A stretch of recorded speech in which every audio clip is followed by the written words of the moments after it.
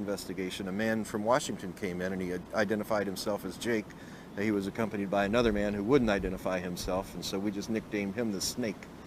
Jake the Snake. Jake and the Snake. That's who was there. He was a pretty slimy guy, you know. We would later find that Jake was a person who was attached to the NSC, and his actual name was Oliver North. And that's your first contact with Ollie North? That was my first contact with Ollie North. And so what happened after that? We had, saying we, the United States government had pushed for a little rebellion down in Central America, a place called Nicaragua. They had pushed and helped organize a group of rebels called the Contras. They talked them into fighting against the Sandinistas. I don't know why. I have some ideas why, but I won't get into just my ideas because I don't know why, other than someone thinking that it's a terrible thing that a country have its own sovereignty and not do like we are. Have this and not be ruled by the CIA. Right.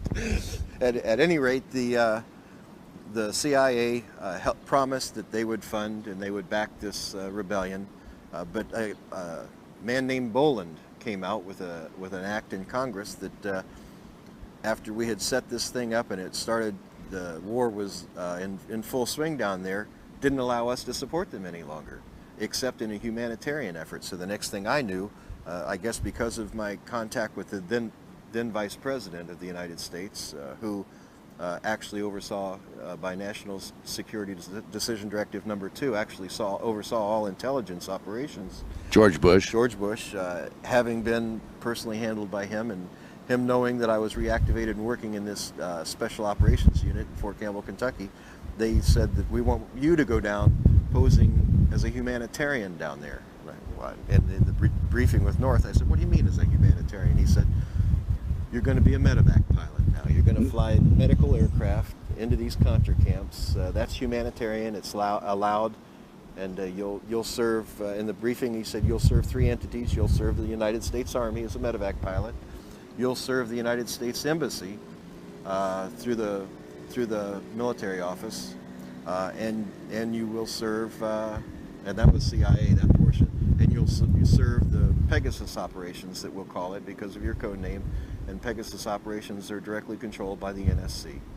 Now, was this North give you this briefing in Colorado when you walked into your shop, or was this later? No, this was much later. This briefing was actually done in Fort Campbell, Kentucky. Then the next thing I knew, North gave you the briefing there? Right.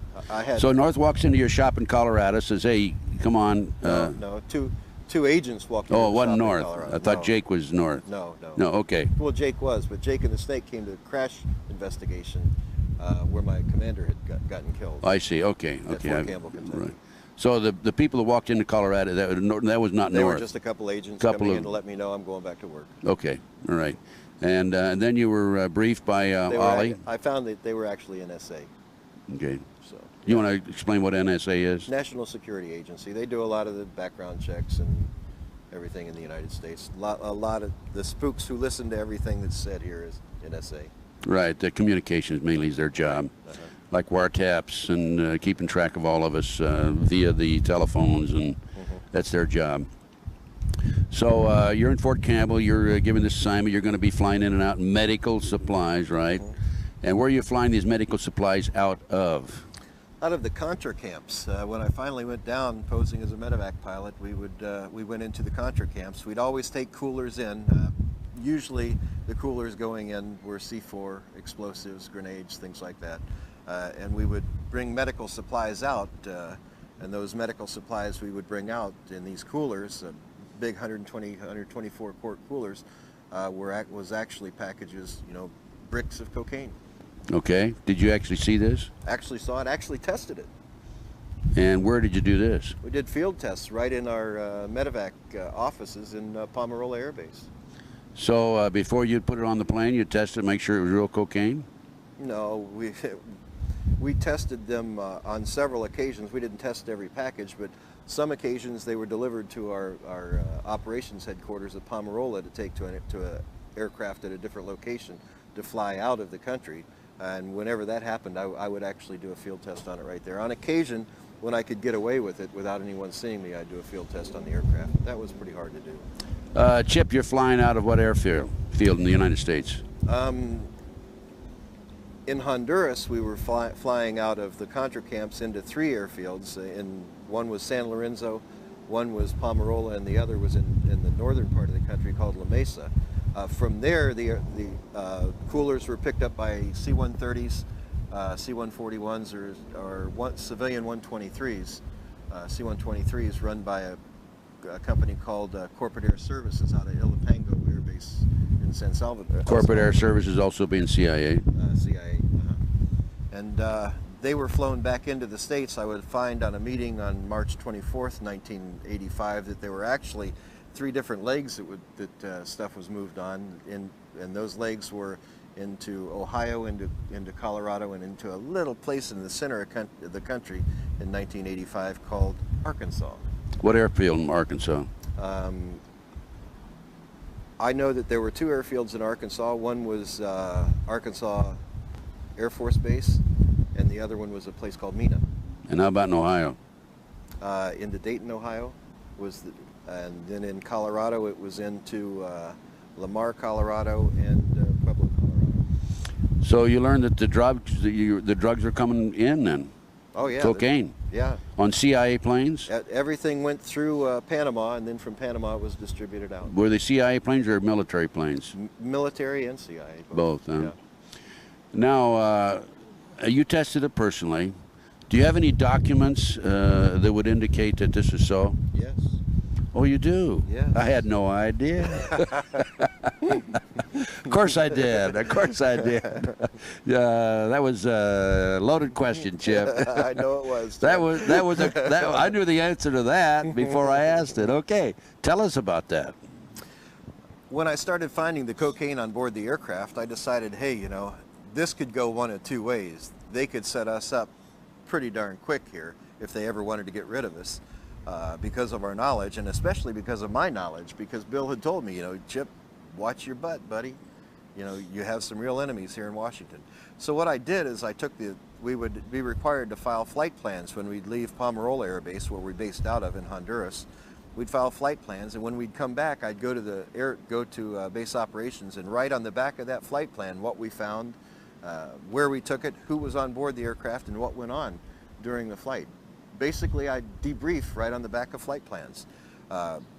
When a trusted Honduran official, who happened to be the brother of the Honduran Army Chief of Staff, saw what I was doing, he said, "We're going to keep these, in a safe place. This is our insurance, Chip."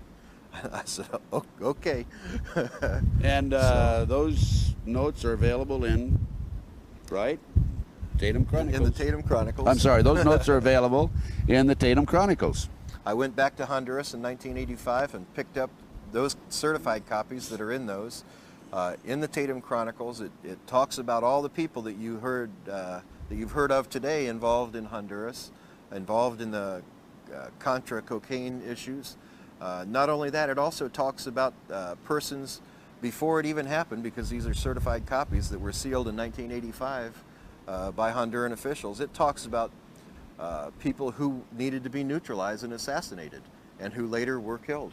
And Chip, what'd you do with these documents, besides hiding them around the world? I also published them in the Tatum Chronicles when I was charged with treason.